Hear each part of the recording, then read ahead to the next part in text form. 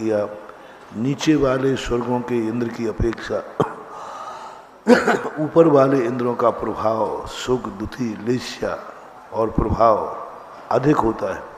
जब सौधर्म से उनका प्रभाव अधिक है तो सौधर्म की हुकूमत 16वें आदि स्वर्गों में नहीं चलती है।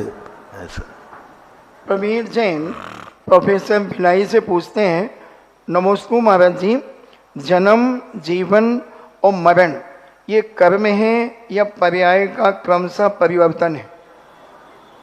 क्रमशः परिवर्तन नहीं है, एक कर्म भी नहीं है, एक प्रकृति प्रदत्त एक नेचुरल व्यवस्था है। जन्म कर्म नहीं कराता, कहाँ जन्म लेना है ये कर्म के हाथ में है, लेकिन जन्म लेना है ये कर्म के हाथ में नहीं है। कहाँ जाएगा, विग्रह गतो कर्म योगा, कर्म ले जाएगा, लेकिन जन्मना नियत ही है, मरना नियत है, कर्म नहीं मारता, कोई कर्म नहीं है मारने वाला। लेकिन कैसे मरना, कहाँ मरना, अकाल में मरना, सुकाल में मरना, ये सब कर्म के अधीन है, लेकिन मरना नियत ही है।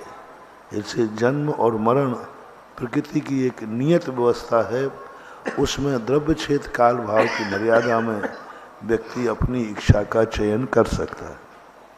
राजीव जैन हमारे पाटन से पूछते हैं, नमस्कार गुरुदेव, दुर्घटना पाप के उदय से होती है या पुण्य के उदय से होती है?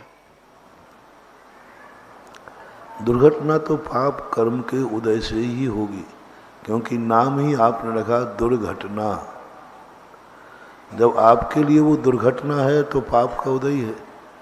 आप ये कहते सुघटना तो पुण्य के उदय से हो जाती। दुर्घटना शब्द ही बता रहा है कि पाप कर्म का उदय है, तभी वो दुर्घटना संज्ञा को प्राप्त है।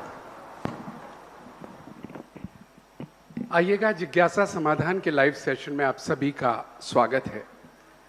साथियों, इस वर्षा योग को किसी ने नाम दिया था और बड़ा सुंदर नाम दिया था, शाही वर्षा योग।